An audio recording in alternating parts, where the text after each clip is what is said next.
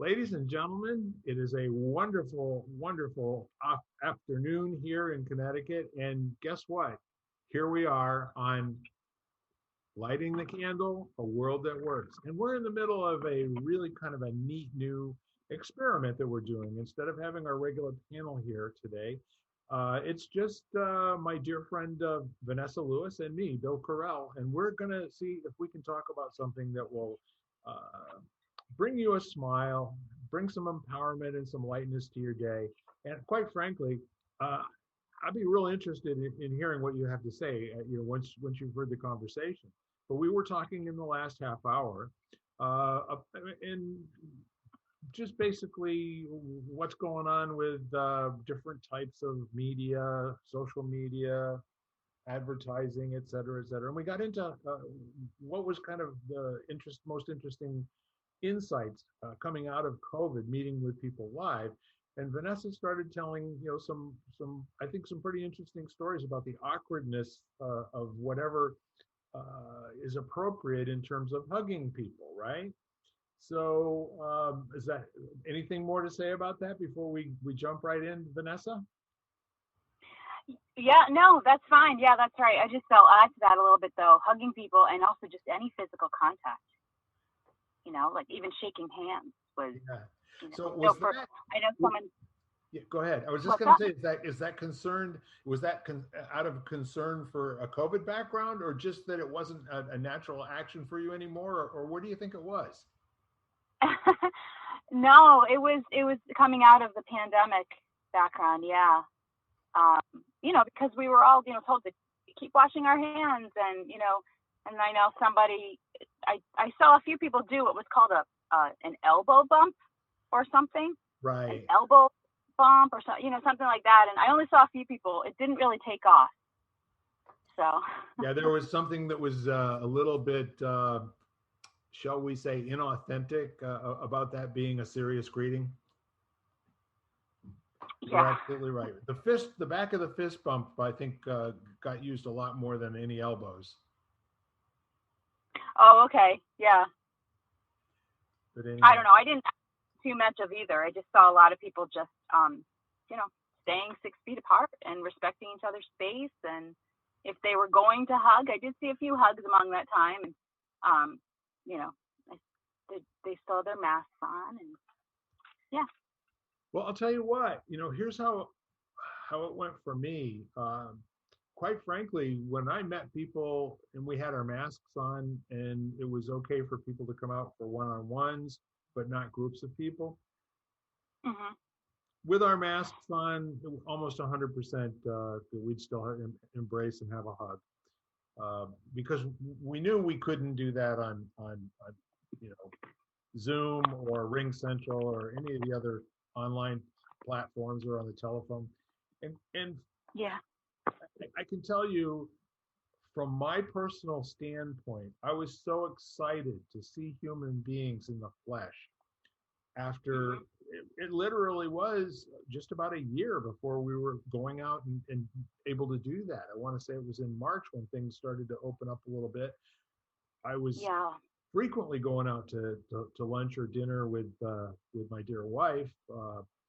As those people that know me well know, I lost 35 pounds last year by August, and then between September and May, I put 20 of the 35 back on again. So that was that was all good food out at restaurants and happy hour every day. So that made me more huggable for a little while, Vanessa. And I'm down almost 11 pounds, from where I was 2 weeks ago. It's a very interesting thing right now. Uh, I met with a group of 7 people over at Banana Brazil Grill last week. And, Hmm. we've all been vaccinated, and we were very excited about seeing each other and spending some time together. And every last person who's ever given me a hug in that context before came over and volunteered to do it. And I thought that was kind of cool. I'm And I known bet for, it's amazing. yeah. So in terms of, that awkwardness of do you, don't you, who is it? That's many times going to be in the space for me with somebody that I haven't hugged before, Yeah, yeah. and and rarely is it going to be a consideration for somebody that knows me well and knows that I am a serial hugger. I mean, that's just how I operate. With all of that said, what's something else that you noticed about coming out of hibernation and seeing people in life? Well, for one, I think we're a year is a long time, and I don't think we're fully out of hibernation yet. So, whether it's because of what we were essentially conditioned um, to do, like I'll give you an example. So this is actually a very interesting one. So we, I recently had this. So I was recently with a new client today, a financial services firm, and one of the employees was having a lunch, and so they had bought. One of the employees there had a birthday today, so the owner of the company went ahead and bought everybody lunch. I was there for the meeting, so I got a lunch as well. So we all sat down, and then of course we're all sitting together. I had my mask on, Someone said we've been vaccinated. I have not, and so they were courteously wearing their masks around me. But of course, when you're going to go sit down, I followed them down, and we went down to the company kitchen, and there was all the meal placed out. And of course, I needed to take my mask off to be with them to eat, right? So, so there was kind of that, and then the rest of the day I was there. I just didn't use my mask, and I know I felt like, well, this wasn't exactly, I'm taking a risk. And the reason I thought that was because, there have been other people that they're not part of my bubble. Like, even if none of them had been vaccinated, they're all walking around without their mask day to day, from what I understand, or at least these last couple of weeks. I'm not sure how long it's been.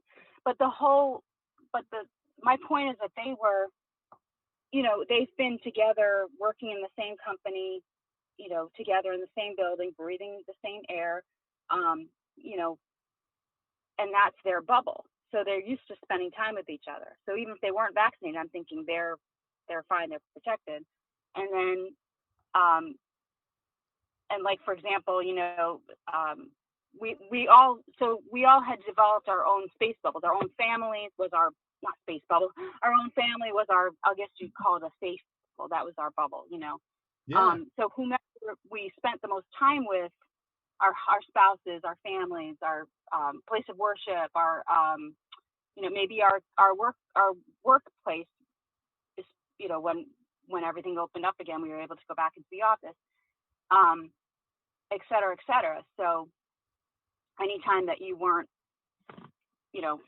with the people that you normally spend time with. So I think there's still kind of a risk. So anyway, my whole point in telling you the story was that I think I felt very freeing, very freed up.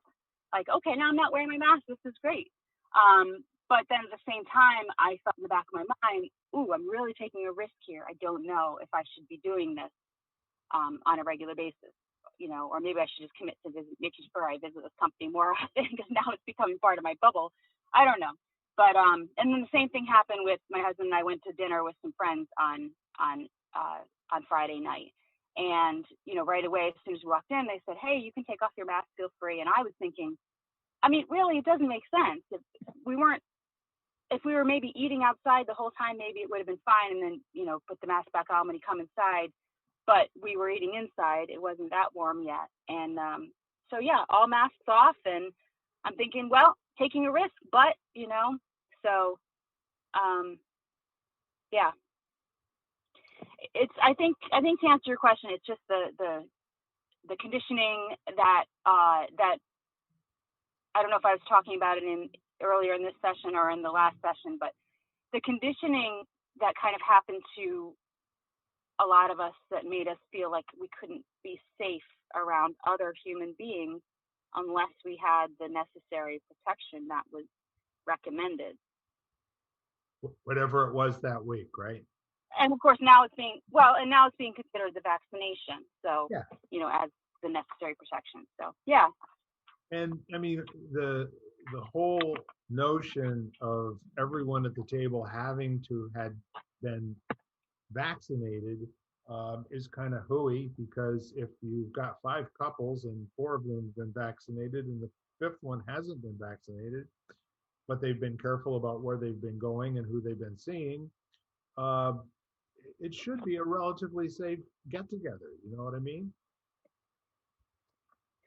Yeah, you would think so, but the from what I had heard was that or the last thing I had heard was that uh, apparently you can still see. I don't know if this was just hearsay or if there is scientific fact to it. I'm not sure about that. But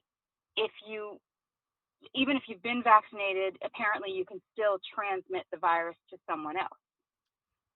That's Even someone who's also been vaccinated, but then they can, and so the person who's got to watch out is the person who hasn't been vaccinated. So I don't know if that's what we're being told to encourage the vaccination, which I can understand that, or if that's scientific fact. That I'm not sure of, but I believe it's scientific fact from what I've read. What they're basically saying is that if you have the Johnson and Johnson, the Moderna, or the Pfizer, none of those have anything to do with antibodies and antigens. Okay, they are all designed to be COVID killers. They have something in them that your body can use to dissolve the RNA sequences that keep COVID cohesive and a threat, so that it is removed from the body. But it's not an antibody. So you can actually catch the disease and be a carrier and transmit it to other people by shedding COVID virus. But the whole idea is that if you've been vaccinated, you're not. I mean, it's like 0% fatalities from people that have been vaccinated once they catch it. But yeah, you are at risk of catching it. So there's really a good reason for people to consider the broad information about social distancing and maintaining clean environments, especially the air. I mean, if the air can be treated, it ought to be. And people who haven't been vaccinated should not gather together in large groups and risk transmission. That's just pretty much it. So all of that. Yeah, air purifiers throughout the building, but I don't know how effective those are. What's that? Oh, they did have a number of. I remember seeing a number of air purifiers in the building that I was at today, and I don't know how effective those are entirely when you're in a closed-in building all the time. But hey, who knows? They do have varied effectiveness. There are a couple that I'm aware of that do a better job than most of the rest of them. The ones that you can buy, like at Best Buy or other retail outlets, they're made for rooms, and they will actually process the air that goes through them and use a UV light and probably a HEPA filter or something of that nature. And it takes them upwards of 12 to 20 hours for them to circulate all the air in the room, which means all the rest of that time, whatever is in there, and if somebody comes in shedding virus, it's still going to be an airborne, it's going to still be a possible thing that you can pathogen that you can catch, right? So the ones that I'm aware of will actually emit the modified carbon molecules, hydroxyls, superoxides, and peroxides. And essentially, those will kill what's in the air as well as going through a 5-stage filter. And they have those that can be installed in, so let's say if you have a drop ceiling with like an Armstrong, ceiling with tiles that are 2x2 sort of thing. You can put them one in a room, and they are 90% efficacious in 1 hour. It takes 24 hours to completely, process all the air in the room, but they are 90%. They will kill 90% of whatever is in that room within 1 hour to 2 hours. It's pretty cool. Yeah, right. So So they are all of pretty that effective. said, did you ever ice skate? I tried it when I was younger. It wasn't for me. Well, I'll tell you No, what. I'm serious. Well, Yeah. You were talking about all those thoughts that you had in the back of your mind, and a year's worth of programming about the do's and the don'ts and the safeties and the not safe and all that stuff. Well, Yep. in psychology, there is this. It's a great little story, but however thick the ice actually is, has absolutely no idea to how people experience it. It has no bearing or relationship to how people experience it. If you think you're on thin ice, even if it really in actuality is a foot thick, if you hear a crack, you think the whole thing's going to fall apart. And when you're in a new environment where it's one of those, really almost down to the operating system level in terms of our training in the last year, you shouldn't be here, shouldn't be doing this. Your mind's going to be on it, isn't it?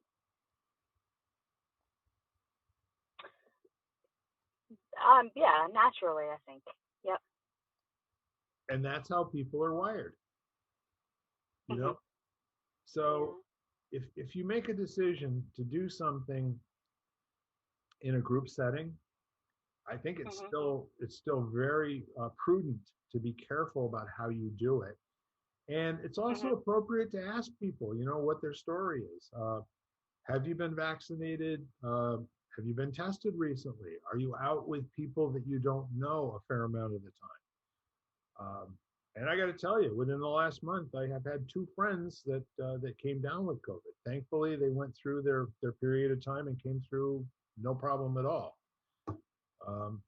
But it's still out there. It's still a real thing. And interestingly enough, I don't know what we're going to experience with regard to the variants and the change in season again coming this fall.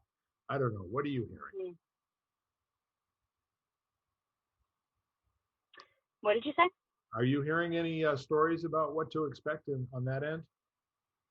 I have not. No. No, me either.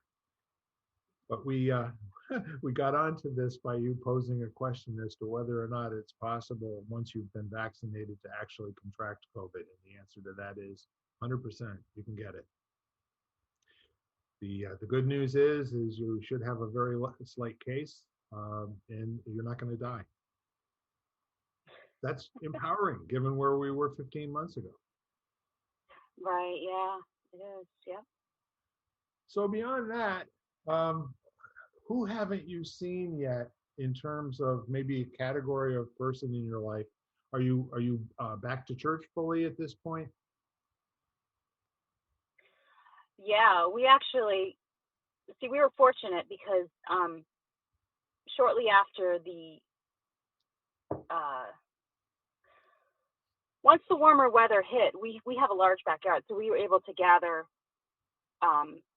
behind the church but outside. So we were able to have outdoor gatherings for everyone. So that got us through the summertime, and it was actually very nice. It was very enjoyable. I know some churches were worshiping from the top of their rooftops, not the congregation, but the pastor or the music team or whatever would be on top of the rooftop. So, and other people were doing drive-in services. So they would have people drive in with their cars and tune to a certain AM radio station, and they could listen to the sermon. It's kind of interesting. People, the great thing about crisis is the resources that come about that we didn't even know were there, and the creativity that comes about in times of crisis. So that is one good thing that came out of the pandemic. I would say is just the opportunities.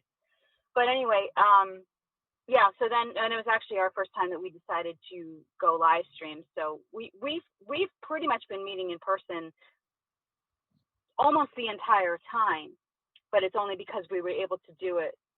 You know, we had a few more resources that enabled us to do it, where we could meet outside, and then we could meet inside. But then, of course, we had, you know, every other pew, and we had, you know, plenty of social distancing and masks and all of that. And then we did a live stream for people who absolutely did not want to come in person or couldn't come in person. Yeah. And so now, I think just last week or the week before, in our case, we just got back full capacity, and a lot of those masks are coming off, and um, and actually, so many people have said it's nothing, you know, live stream. There's nothing like it, and that's what we were talking about in the previous session. Even is that, you know, being, you know, having a meeting with your coworker or family, or, you know, a friend, even on a Zoom, you know, just having your faces in front of you where you can see the expressions and hear the intonations and everything. You're still not. It's just not the same as being in person. So. No, and boy, I'll tell you what, it's talking about it is the same thing as trying uh, to have a non-in-person Zoom meeting. You know what I mean? You have to be there. You have to experience it. It's like a picture of the Grand Canyon or Alaska or Hawaii. It's not the same thing. And people are at least that impressive to me, you know? And it makes so much of a difference for me, you know, to the proximity, being able to hear uh, things that you can't hear when. And the other part of it is Zoom is really wait your turn. You know, now everybody gets to talk for 30 seconds and then wait your turn, and we don't behave that way in person, do we? In a group, we're interacting with each other, we're responding, we're emoting, we're making little comments, we're having fun. And the Zoom, you know, having your sound off and people actually doing something completely different and not paying attention, uh, it's a good thing. It's better than nothing, okay? Far better than nothing. And it has allowed a lot of people to continue to make a living throughout the last 15, 18 months. And now, with a little bit of luck and probably some hard work and paying attention, maybe, just maybe, we can keep things open and, you know, and keep doing the in-person thing. Yeah, and return to some sort of semblance of normal again. I think that's what everybody's really looking for. Yeah, it just reminds me of a time when, well, you go to an amusement park like Disney or Universal or SeaWorld or something like that, not so you can be reminded that it's safe there, but it never crosses your mind that it wouldn't be. Do you know what I'm saying? It's missing that it might not be safe. And that's where you have fun, where you actually are out there enjoying yourself and having a good time. So that if we have to in the background be thinking, you know, with one foot, we're going to take a little baby step over here and make sure that the ice doesn't crack underneath us. But as time goes on, I have a feeling it won't take us very long before people start to, you know, just really enjoy the in-person getting together and being around each other. And it's been kind of cool. Have you watched any sports on TV lately? The golf over the weekend, or maybe a baseball game or a basketball game? I have not personally, but my husband has. Yes. It's extraordinary to see thousands of people, you know, in the stands or in the gallery watching these professional events now. It makes a monstrous bit of difference. It's unbelievable the difference that it makes. The energy, as you said. Yes. Yeah, I agree with you. It's that energy when you have a large number of people together at once. Yeah, yeah, absolutely. So anyhow, we're getting very close to the top of our half hour. Any final parting thoughts to maybe summarize our two segments today, Vanessa? No, I don't. But if you have, you're usually pretty good at that, summing up things. So feel free. Thank you so much. So, in terms of what we've talked about today, I just want to invite people to go out into the world, be yourself, go and find out who other people are. Listen a lot more than you speak. And for God's sake, I mean, don't believe anything you hear and only half of what you see. And remember to take good care of yourself. There's nobody like you ever, and there'll never be anybody like you again. So with that said, this has been Bill Correll and Vanessa Lewis, and we've been lighting the candle to make a world that works. Right, Vanessa? That's it. Thanks for joining us today. Been a pleasure to be here with you folks, and have an amazing rest of the weekend. We'll speak soon and see you next week. Bye for now. You've been listening to Lighting the Candle, a world that works, part of the Exvadio Podcast Network. You can hear us at exvadio.com/podcasts, Apple Podcasts app, Google Play, Spotify, iHeartRadio, Stitcher, and wherever you find podcasts.